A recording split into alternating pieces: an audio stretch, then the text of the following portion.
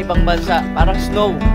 Welcome back po sa Agri sa Agri, isang episode na napaka-inspiring at syempre puno ng adventure from San Pedro, Laguna. Bumiyahe po tayo dito sa San Jose, Occidental Mindoro para makilala ang isang brand sa sobrang puti ng kanilang asin. Syempre makikilala natin itong brand na ito, nakilala bilang Mina de Oro, and of course kasama natin the person behind a very strong brand now na dati daw ay nagsimula lang sa dalawang maliit na lamesa. Yeah, isang maliit na kwarto. Isang maliit na kwarto. At ngayon, of course, pinapakita na natin yung naging result ng kanyang pagpupursigi ng dahil sa asin. Ngayong episode, pakinggan yung pagbabahagi ni Sir Arnold sa kanyang napaka-inspiring na story na bago ang kanyang direksyon ng buhay ng dahil sa asin, mas magandang opportunity na ibukas, hindi lang para sa kanya, kundi sa marami pa nating mga kababayan na nagkaroon ng trabaho at syempre nagkaroon ng mga negosyo all over the Philippines. Pakinggan niyo po ang kanyang pagbabahagi dito sa Agri sa Agri.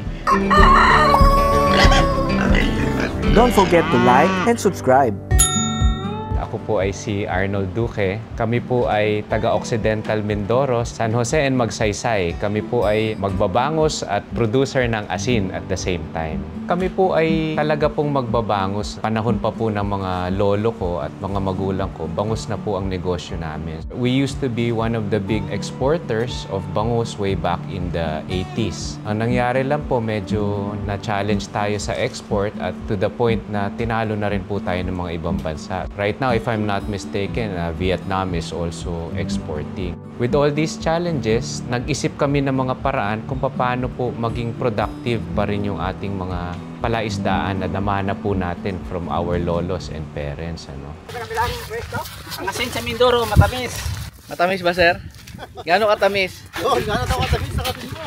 Kasing tamis ng... Ay, Tyson. The story of the salt Mina de Oro is sa panahon ko na talaga siya nag-start. My parents and my grandparents was into salt production.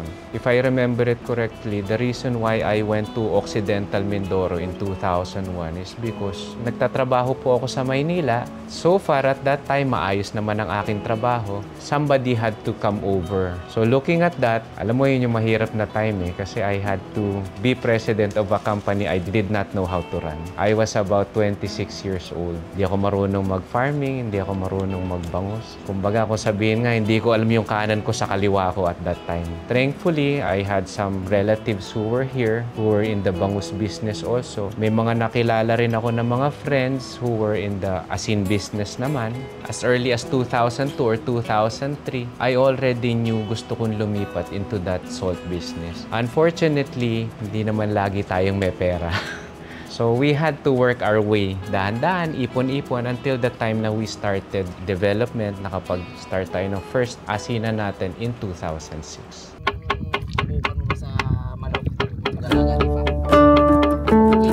When we started, yung opisina namin, believe it or not, 2 lamesa. So you would understand how small that is. Kwarto po ng anak ko yun ngayon. We now have a separate office already. Our staff running yung aming office from the ground, I think is about, and we're still growing. These are just the regulars. Of course, we have salt producers, salt contractors, so mas marami pa po yun. So, nag-umpisa po kami ng maliit na asinan. Sumubo kami noong mga bandang 2006. Isip po namin with all this climate change at sobrang init na po dito sa Pilipinas, parang nahihirapan na rin kami magpalaki ng bangus sa mga fish ponds natin during the summer periods. May nagsabi sa akin na kung ikaw ay mag-aagrikultura, hanggat maaari, you try to go with what nature is giving you because that is the cheapest form of agriculture. When you work with God, ika nga. Thinking about that, pag tag-araw talagang dito sa atin sa Mindoro, pati mga ilog natin sobrang alat. So yung mga ponds natin sobrang alat at napakainit po dito. We are what we call type 2 weather. Dito sa atin talagang pag panahon ng init, puro init. Pag panahon ng ulan, puro ulan naman. Yung puro init na yon favorable sa asin. Yung puro ulan naman na yon favorable naman po sa bangus. Looking at that, pumasok kami sa industry ng pag-aasin noong 2006. I don't know kung swerte yon o malas. True enough, we were able to produce a new product in the farms na dating medyo hirap na kaming kumita. So nag-umpisa kami, nakita namin medyo successful naman. Nag-produce, pero na-challenge pa din kami kasi what used to happen dito sa atin sa Mindoro, pagka nag-produce ka ng bangus, maghintay ka kung may dadating na trader at kung may dadating na mamimili sa'yo. Pag walang dumating, swerte na lang kung maitago mo, maybe tumagal ng 1 year or 2, or kung maibenta mo that same year. So yun yung mga challenges po na inabot natin dito sa atin sa Mindoro. Nagsasako na sila, harvesting right now sa sobrang tirik na araw. Kita-kita natin puting-puti ang Mina de Oro. Noong unang panahon dito, ang tatak ng asin pag galing Mindoro nilalagay nila Cavite. Only lately that people found out na dito po nang gagaling yung asin sa Mindoro, no? So kami, way back that time, I think it was about 2009 or 2010, we needed something that represents us. Again, sabi ko nga, as a salt producer, represents our workers, the hard work that they put into it, and something that represents our province. At least we take pride in what we do. Sabi na, isip kami ng brand, hence came Mina de Oro. We tried to look into history ng Mindoro. One of the colonial terms na ginamit po ng Spanish nung Spanish time is Mina de Oro. While I was looking for it, in English, Mina de Oro is mine of gold. While hinanap ko rin sa history, wala naman pong ginto yata nakuha sa Mindoro. However, we could actually say, ito pong asin ay naging ginto po ng Mindoro in the form of salt. Hanggang ngayon po, nakikita ko, it's actually gold because marami po dito sa mga kababayan. Lumalaki po ang salt industry ng Mindoro. And marami pong kababayan natin dito kumikita at nagkakaroon ng hanap buhay dahil dito sa asin.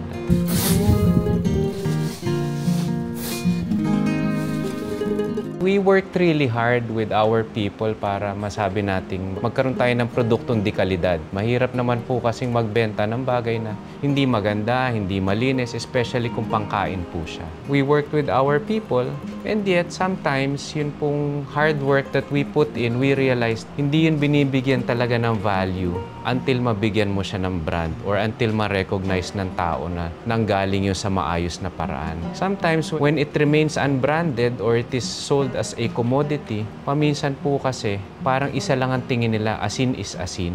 So sabi namin, how do we differentiate ourselves with everybody else? Kailangan mahanap natin yung isang bagay that can actually represent us as salt producer, as a province, as Mindoro. We have a few short phrases for Mina de Oro. Sabi nga namin, ang asin is mostly visual. Sa mata, kita mo na maputi, malinis. When we say malinis, malinis yung asin, malinis yung packaging.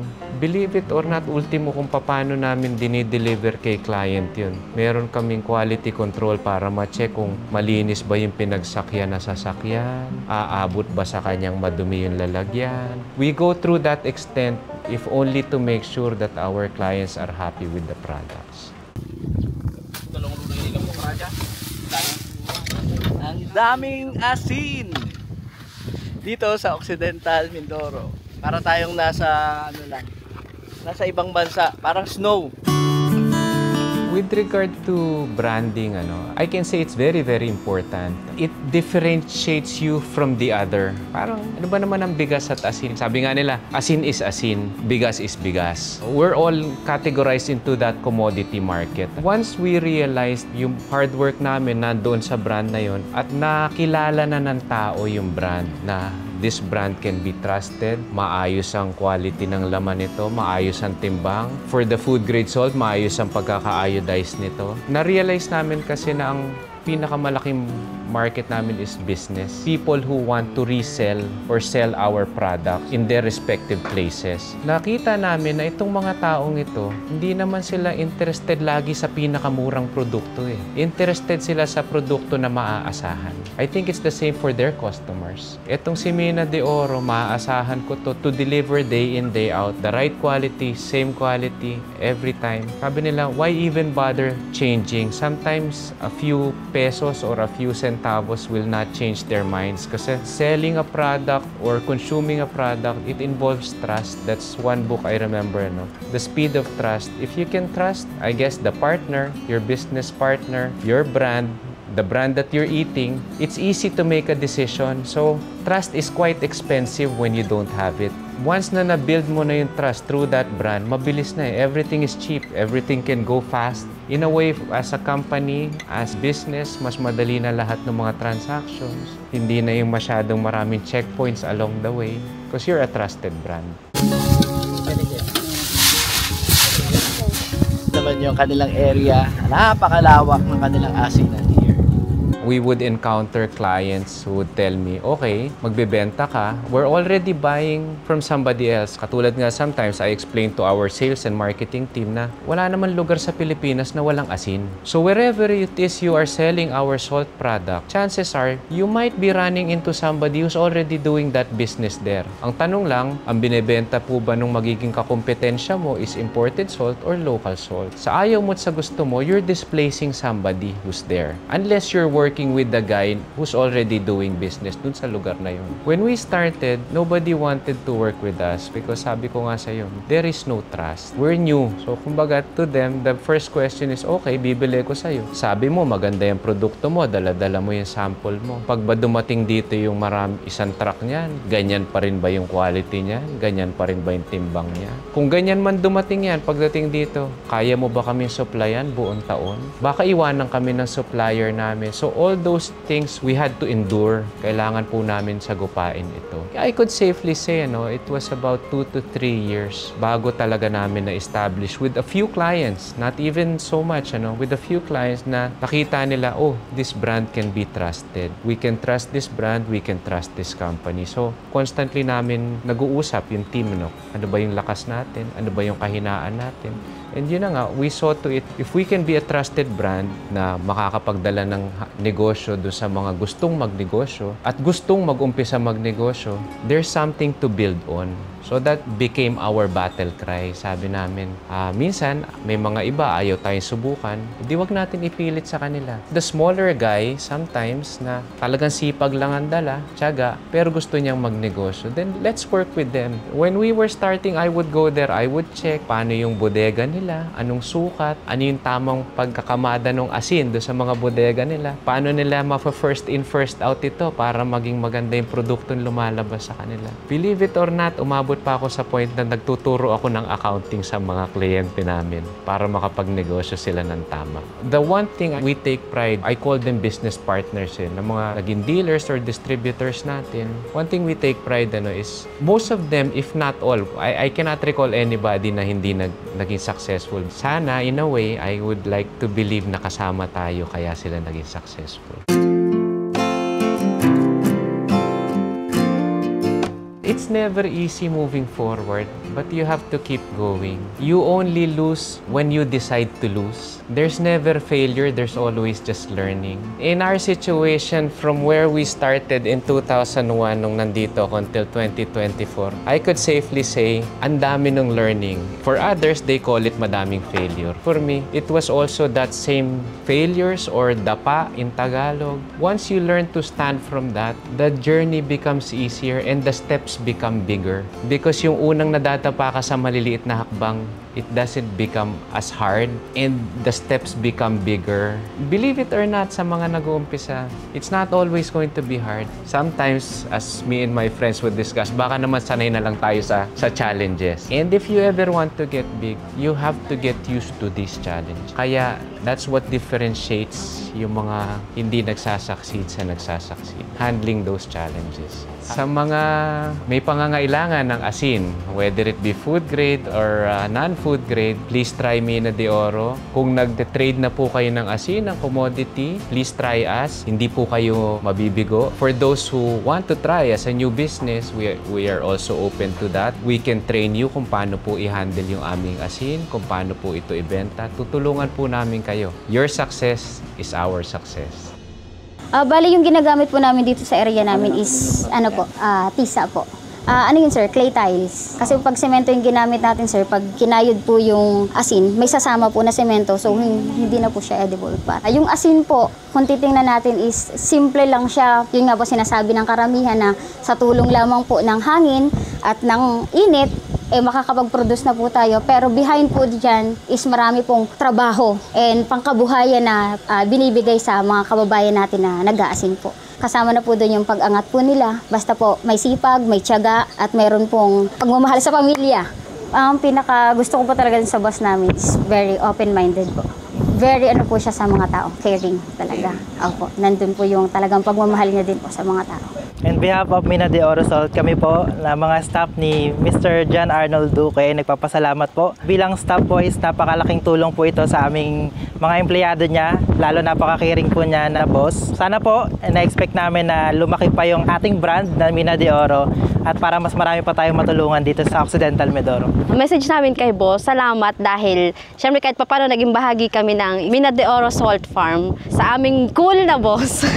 Maraming salamat to. 8 years na po ako sa company. And dun sa 8 years ko with the company, ang bilis na growth. Sabi ni boss, from 2 persons, ngayon nasa 20 na kami. Yung values naman kasi ng company and the culture is very intact. Si boss is very hands-on. During pandemic, hindi niya pinabayaan talaga yung mga empleyado niya. Minsan may pagkakataon na magpupunta siya sa bahay. And lalo na yung mga naano ng pandemic, magbibigay siya ng, ganun siya kabait na boss. So, tinuturing niya lahat ng mga empleyado niya na part ng family. So yun, thank you boss! Ang ating mission sa company, ang ating vision sa company, ang ating goal sa company is to make it big. And we are here to help you, sir. Kami dalawa ni Sir Francis and all of the JALD employees, nandito po kami para suportahan kayo. Napakalawak. Siguro bago ang lahat, gusto ko magpasalamat at nabisita nyo kami. Thank you very much. Yun pong inyong ginagawa ay ang laking tulong po sa mag-aasin at sa ating mga agriculture dito sa Pilipinas. Yan po ay isa sa mga talagang matinding pangangailangan, yung ma-reach ng mga nag-a-agri ang mga gusto nitong mamimili or gustong magnegosyo sa agri. Mga target market. So thank you very much for that opportunity. Kami naman sa pag-aasin, sana po doon sa mga nag-i-interest na magnegosyo ng asin or gusto mang bumili ng asin, please try the Mina de Oro brand. Kung wala pa po dyan sa inyong mga lugar, we will try to be there very, very soon. Ayan. So pumunta na lang po kayo sa description. Nandyan po ang link ng kanilang page, website, emails. If you want to have a very credible resource person and also very credible na supplier ng maganda at malasno na asin. Dito po sa Agri at syempre sa ating mga kababayan na nandito sa Occidental Mindoro na nag-e-enjoy na ng malinis at masarap na asin dito. At syempre yung mga negosyo ninyo ng high grade or food grade, non-food grade, nandito po ang credible supplier nyo. Nasa Mindoro lang, pasyalan nyo sila. Sir, agree ka ba sa Agri? Yes, we agree very much, sir. Thank you very much po. Approve. Don't forget to like and subscribe.